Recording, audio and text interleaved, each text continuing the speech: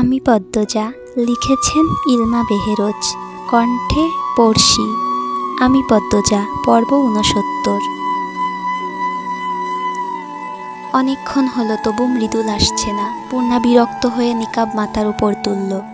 Bag থেকে torch বের করল। টর্চটির আলাদা বিশেষত্ব, এটি ৩ রঙের আলো দেয়, তাই মৃদুল এটি প্রান্তের জন্য কিনেছে। পূর্ণা টর্চের সুইচে চাপ দেয়, কিন্তু কাজ হয় না। সে ভ্রুযুগল কুঁচকে আরও ২ বার চাপ দিল, তাও হলো না। সুইচে আঙুল রেখে টর্চের মুখটা সে নিচের দিকে তাক করল। মনে প্রশ্ন আসে, দোকানদার নষ্ট টর্চ দিয়ে ঠকালো নাকি? তখনই টর্চের আলো জ্বলে ওঠে। তীব্র ৩ রঙের আলো ঝাঁপিয়ে পড়ে পূর্ণার চোখে মুখে। সাথে সাথে পূর্ণা চোখ বন্ধ করে ফেলল। ওদিকে আমির হাতের সিগারেট নদীর জলে ফেলে পিছনে ফিরে তাকালো, রাফেদ কি করছে দেখার জন্য। রাফেদের বদলে পূর্ণার মুখটা ভেসে ওঠে। ৩ রঙের আলোয় পূর্ণার মুখটা স্পষ্ট। আমিরের চোখের দৃষ্টি থমকে যায়। রাফেদ মন্তু পূর্ণার একদম কাছাকাছি চলে গিয়েছে। আমির তাৎক্ষণিক কী করবে বুঝে উঠতে পারল না, কিন্তু রাফেদ মন্তুকে আটকাতে তো হবেই। আমির ছাদ থেকে জোরে চেঁচিয়ে ডাকল, রাফেদ। আমিরের কণ্ঠস্বর শুনে রাফেদ মন্তু পিছনে তাকায়। পূর্ণাও তাকালো। সে আমিরের কণ্ঠস্বর শুনে অবাক হয়েছে। মৃদুল মাত্র ঘাটে প্রবেশ করেছে, তার কানেও আমিরের গলা এসেছে। 4টি চোখ হাঁ করে আমিরের দিকে তাকিয়ে থাকে। আমির দ্রুত ট্রলার থেকে নেমে আসে। পূর্ণা অস্পষ্ট স্বরে ডাকল, ভাইয়া। আমির রাফেদের পাশ কেটে যাওয়ার সময় চাপা স্বরে বলল, ট্রলারে যাও। তারপর পূর্ণার দিকে এগিয়ে আসলো, বলল, পূর্ণা, এখানে কি করছো? মৃদুল আমিরের পিছনে এসে দাঁড়ালো। পূর্ণার দৃষ্টি অনুসরণ করে আমির পিছনে তাকালো। মৃদুলকে দেখতে পেল। আমির অবাক হয়ে উচ্চারণ করল, মৃদুল। তারপর আবার পূর্ণার দিকে তাকালো। পূর্ণার দৃষ্টি নত। আমির দুজনকে উদ্দেশ্য করে বলল, দুজনে একসাথে এসেছিস? মৃদুল মাথা চুলকাতে চুলকাতে বলল, জি ভাই, মেলায় আইছিলাম। আমির 2 পা পিছিয়ে গেল। পূর্ণা দৃষ্টি মেলে পূর্ণা আর মৃদুলকে দেখল। পূর্ণা আতঙ্কে বারবার মৃদুলের দিকে তাকাচ্ছে। মৃদুল ইশারায় তাকে ভরসা করতে বলছে।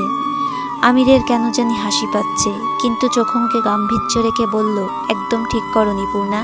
এভাবে রাতের বেলা এত দূরে চলে এসেছো, আবার অজানা অচেনা একজন ছেলের সাথে। আমিরের কথা শুনে মৃদুল আহত হয়। পূর্ণার বুক ধুকপুক ধুকপুক করছে। আমির যেহেতু জেনেছে, পদ্মজাও জানবে। আর তারপর কি হবে পূর্ণা ভাবতে পারছে না।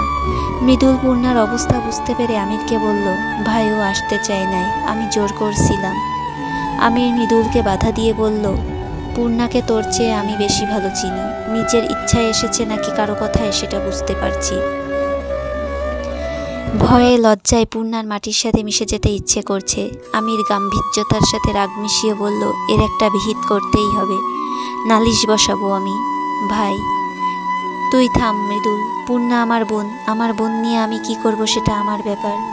আমিরের প্রতিটি কথায় পূর্ণা কেঁপে কেঁপে উঠছে। সে ভয়ে ভ্যা ভ্যা করে কান্না করে দিল। মৃদুলের সাথে আমিরও থতমত খেয়ে গেল।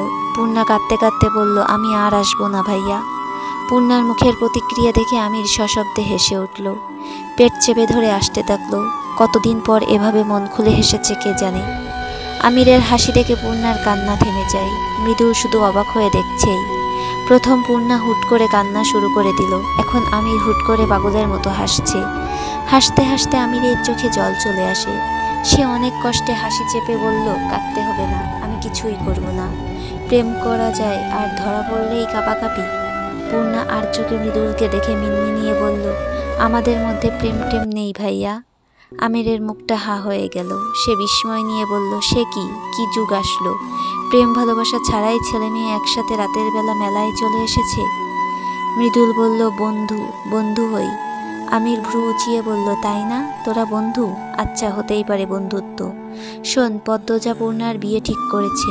মৃদুল, তুই কিন্তু পূর্ণার বিয়েতে আমার সাথে নাচবি। মৃদুলের চোখ দুটি সজল হয়ে ওঠে। পূর্ণা চকিতে তাকালো। গুরুতর ভঙ্গিতে প্রশ্ন করল, কবে, কোথায় ঠিক করেছে? সে আমি কি বলবো, তোমার বোন জানে। পূর্ণার কান্না পাচ্ছে। সে মৃদুলকে এক নজর দেখে আমিরকে প্রশ্ন করল, তোমরা ঢাকা থেকে কবে আসছো? আমির প্রশ্নটা শুনে তখনই জবাব দিল না।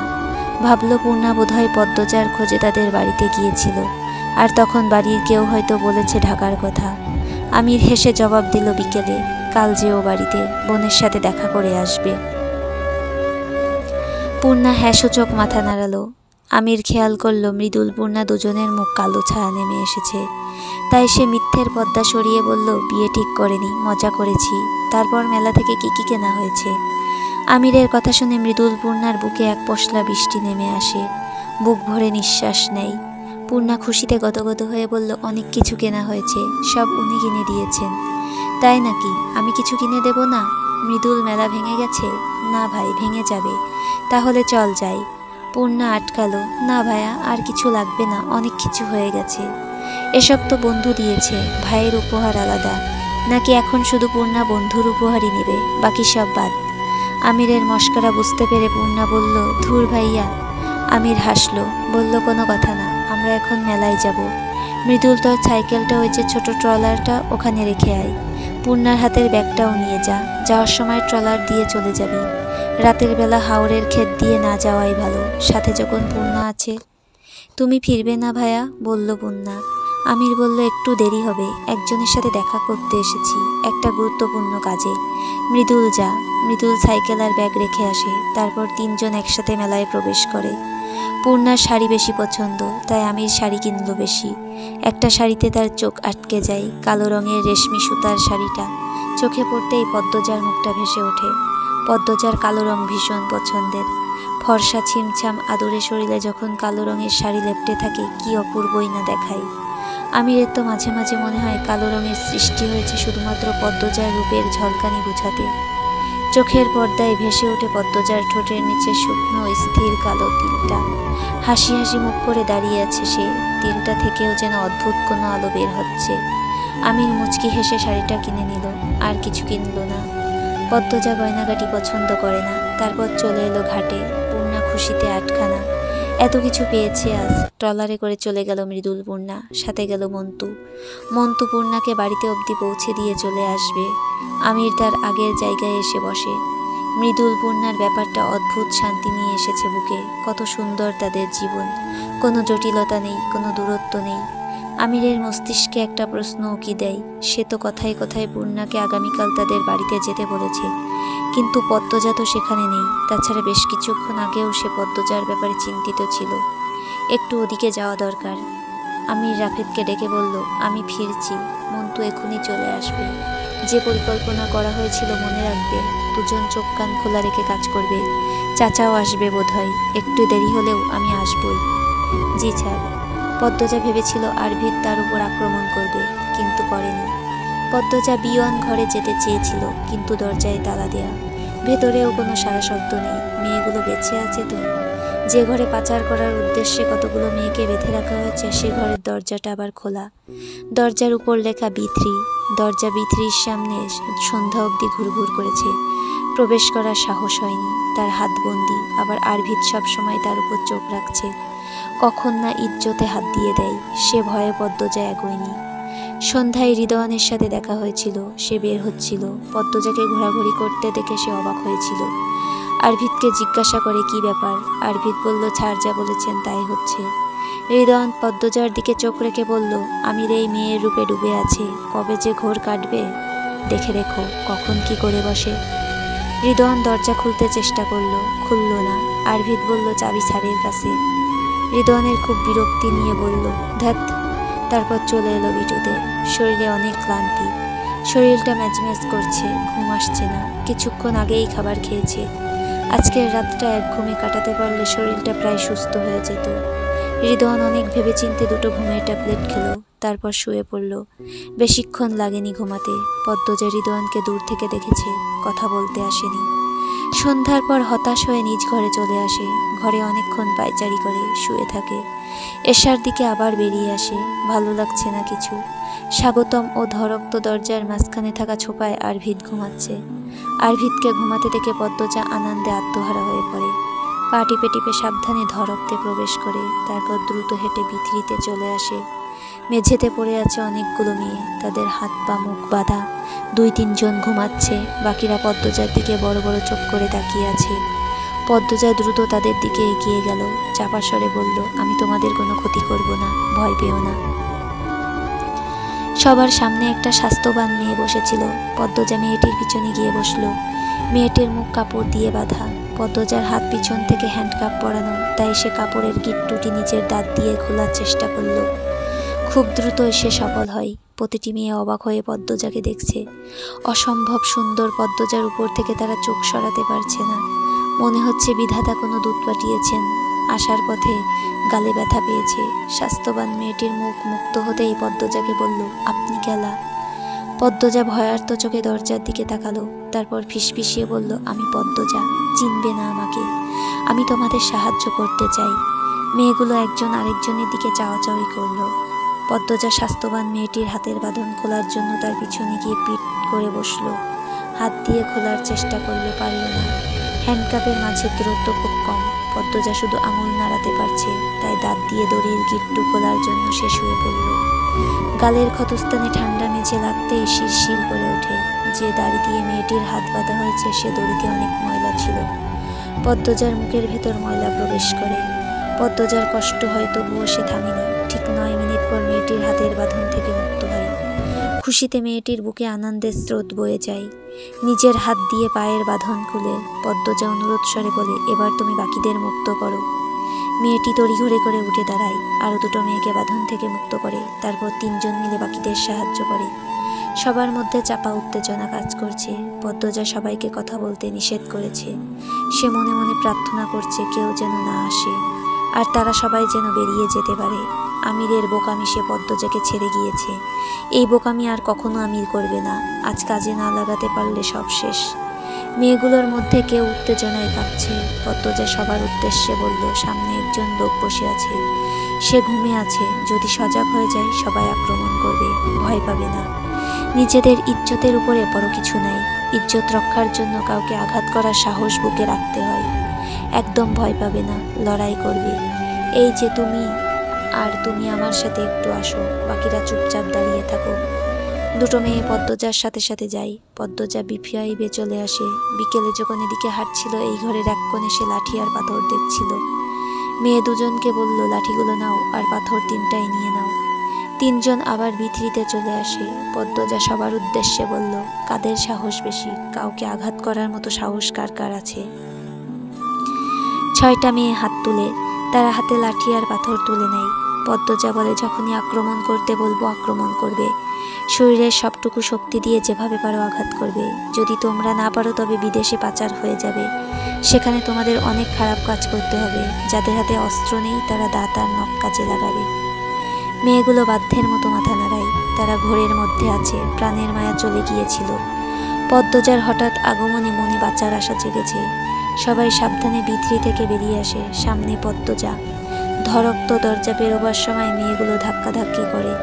ধাক্কা খেয়ে একটা মেয়ে মেঝেতে পড়ে যায়, আর্তনাদ করে ওঠে। আরভির চোখ খুলে সামনে এতগুলো মেয়েকে দেখে হকচকিয়ে যায়। সে কখন ঘুমিয়ে পড়েছে নিজেও জানে না। পদ্মজা উঁচু কণ্ঠে চিৎকার করে ওঠে, সবাই লোকটাকে আক্রমণ করো। স্বাস্থ্যবান মেয়েটি সবার আগে ঝাঁপিয়ে পড়ে। লাঠি দিয়ে আরভিতের পিঠে আঘাত করে। আরভিত পড়ে যায়। সবাই মিলে ঝাঁপিয়ে পড়ে। আরভিত মেয়েগুলোকে ধাক্কা দিয়ে সরানোর চেষ্টা করে, কিন্তু 15টা যুবতী মেয়ে তো কম নয়। সে কিছুতেই পেরে ওঠেনি। মার খেতে খেতে উবু হয়ে যায়। যাদের হাতে অস্ত্র নেই তারা লাথি দিতে থাকে অনবরত। একটা মেয়ে পাথর নিয়ে দাঁড়িয়ে আছে। পদ্মজা তাকে উৎসাহ দিতে জোরে বলল, লোকটার মাথায় আঘাত করো, দ্রুত করো, চাইলে সব পারা যায়, তুমি ভয় পেও না। মেয়েটি পদ্মজার কথা মতো বড়সড় পাথরটি দিয়ে আরভিদের মাথায় আঘাত করে। আরভিদের মরণ আত্মনাদ আর মেয়েগুলোর ক্রোধ মেশানো নিঃশ্বাসে চারপাশ কেঁপে ওঠে। পদ্মজার সত্তা বিজয়ের আগমনে হেসে ওঠে। রক্তাক্ত আরভিদ নিস্তেজ হয়ে যায়। মেয়েগুলো থামে, হাঁপাতে থাকে। পদ্মজা দরজার সামনে এসে চাবি খুঁজতে থাকে। চাবি নেই। দ্রুত আরভিদের কাছে আসে। তার প্যান্ট আর শার্টের পকেটে চাবি খুঁজে, নেই। পদ্মজার নিঃশ্বাস বন্ধ হয়ে আসে। আর এক ধাপের জন্য তারা আবার আটকে যাবে। পদ্মজা 2টো মেয়েকে নিয়ে পুরো পাতাল ঘর তন্ন তন্ন করে চাবি খুঁজে। যেসব চাবি পেয়েছে একটাতেও দরজা খোলা যায়নি। মেয়েগুলোর মধ্যে যে আনন্দ এসেছিল তা হারিয়ে যায়। পদ্মজাও ভেঙে পড়ে। সে মেয়েগুলোকে আশ্বাস দেয়, কিছু হবে না, আমরা পারবো। দরজায় সবাই মিলে ধাক্কাধাক্কি করে, তাতেও কোনো ফল পাওয়া যায় না। এই দরজা কি ধাক্কা দিয়ে ভাঙার মতো? পদ্মজা বড় করে নিঃশ্বাস নিয়ে বলল, শুনো সবাই, আমরা দরজার মুখে দাঁড়িয়ে থাকবো। যখনই কেউ দরজা খুলবে তার উপর ঝাঁপিয়ে পড়ব। এই লোকটার মতো অবস্থা করে সবাই পালাবো। এখন যেভাবে সবাই একসাথে কাজ করছো তখনও করবে। ঠিক আছে। মেয়েগুলো মাথা নাড়ালো। তারা প্রস্তুত। 10 মিনিট, 20 মিনিট, 30 মিনিট পর দরজা খোলার শব্দ শোনা গেল। সবার হৃদস্পন্দন থেমে যায়। পদ্মজা সবার দিকে তাকিয়ে চোখের ইশারায় আক্রমণ করতে বলে। দরজা খুলতেই সবগুলো মেয়ে হৈ হৈ করে ঝাঁপিয়ে পড়ে। খলিল 2 হাতে নিজেকে বাঁচানোর চেষ্টা করে। আমির পিছনে ছিল। সে এসে দেখে বাইরে খলিল, মজিদ দাঁড়িয়ে আছে। চাবি তাদের কাছে নেই। আমির খলিলের হাতে চাবি দেয়। খলিল দরজা খুলতেই এতগুলো মেয়ে ঝাঁপিয়ে পড়ে। দৃশ্যটি দেখে আমিরের চোয়াল শক্ত হয়ে যায়। উত্তেজিত হয়ে মজিদকে বলল, আব্বা সামনের দরজা বন্ধ করো। মজিদ সামনের দরজা বন্ধ করতে চলে যান। আমির এগিয়ে আসে। দীর্ঘদেহী তুষ্টপুষ্ট আমির 2 হাতে মেয়েগুলোকে ঠেলে ভেতরে ঢুকিয়ে দেয়। 2জন মেয়ে লাঠি দিয়ে আমিরকে আঘাত করতে চায়। আমির 2 হাতে 2টো লাঠি ধরে ফেলে। লাঠি সহ মেয়ে দুটোকে ধাক্কা দিয়ে দূরে সরিয়ে দেয়। বাকি মেয়েগুলোকে চোখের পলকে চড় থাপ্পড় দিতে শুরু করে। তার চোখ দুটি থেকে রাগ, ক্রোধ, আক্রোশে ঝরছে। একটা মেয়ে আমিরের দিকে পাথর ছুঁড়ে মারে। পাথরটি আমিরের ঘাড়ে পড়ে। রিদওয়ান ঘাড়ে আঘাত করার বোধহয় 3 সপ্তাহ কাটেনি। আবার পাথরের আঘাত পেয়ে ঘাড়ের কালো আস্তরণ সরে গিয়ে গলগল করে রক্ত বেরিয়ে আসে। পদ্মজার জন্য কেনা শাড়িটি আমি গলায় ঝুলিয়ে রেখেছিল। আসার পথে ট্রলারের ছাদে বসে শাড়িটি দেখছিল। শাড়ির ব্যাগ পাশে রেখেছিল। কখন যে ব্যাগটি উড়ে যায় টের পায়নি। আমির যখন টের পেল কিছু করার ছিল না, তাই গলায় মাফলারের মতো পেঁচিয়ে রেখে দেয়। তার পদ্মাবতীই তো পারবে। আমিরের রক্তে শাড়িটি ভিজে যায়। সে ঝড়ের গতিতে ঘূর্ণিপাকের মতো প্রতিটি মেয়েকে আঘাত করে দুর্বল করে দেয়। পদ্মজা বিস্ময়ে হতবিহ্বল হয়ে পড়েছে। আমির তার রক্তচক্ষু দিয়ে পদ্মজার দিকে তাকায়। পদ্মজার হৃৎপিণ্ড কেঁপে ওঠে। সে কিছু বুঝে ওঠার পূর্বে আমির পদ্মজার দিকে তেড়ে আসে। শাড়িটি দিয়ে পদ্মজার গলা পেঁচিয়ে জোরে টেনে ধরে। তারপর কিরমির করে বলে, ছলনাময়ী। আমিরের নিঃশ্বাস থেকে যেন বিষ বের হচ্ছে। আজরাইলের রূপ ধারণ করেছে।